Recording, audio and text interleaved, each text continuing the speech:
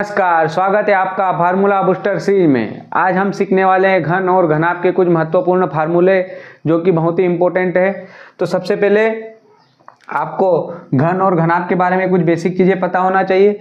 तो घन जो होता है हमारा वर्गाकार शेप में होता है और इसकी 6 फलके होते हैं और इसकी सभी भुजाएं बराबर होती है।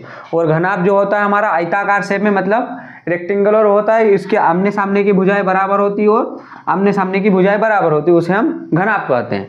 तो और जो घन की भुजाएं होती है उसे हम ए से डिनोट करते हैं। और जो घनाभ की हमारी लंबाई है, लेंथ है, उसे एल से डिनोट करेंगे। ऊंचाई एच से, हाइट डिनोट करेंगे। और बेस को हम करेंगे हमारा बी से डिनोट करेंगे। तो इनके कुछ महत्वपूर्ण फार्मूले, सबसे पहले आता है हमारा घन का आयतन ए क्यूब, ठीक है। ए मतलब हमारी भुजा है, भुजा का क्यूब है हमारा घन का आयतन।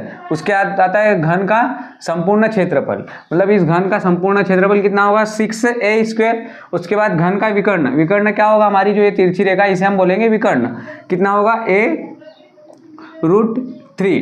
a√3, तो √3 का मान क्या होता है हमारा 1.732 होता है, ठीक है। उसके बाद आता है घन का पार्श्व पृष्ठीय क्षेत्रफल। पार्श्व मतलब जो बाहर वाला, जो हमें फ्रंट पे दिखता हो, मतलब मात्र और मात्र इस एरिया का क्षेत्रफल, उसे हम बोलेंगे पार्श्व पृष्ठीय क्षेत्रफल। जो हमें क्यूब में सामने दिखता है उसका क्षेत्रफल कितना होगा 4a²। उसके बाद आता है हमारा घनाभ का आयतन। इस घनाभ का आयतन क्या होगा L × B × H, लंबाई गुणित आधार गुणित ऊंचाई।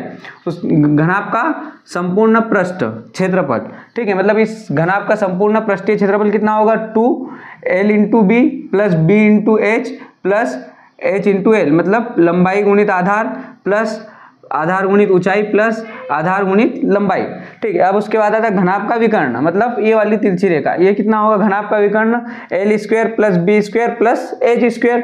उसके बाद आता है हमारा घनाभ का पार्श्व पृष्ठीय क्षेत्रफल, मतलब ये सामने वाला जो हमें फ्रंट पृष्ठ दिखेगा इसका क्षेत्रफल।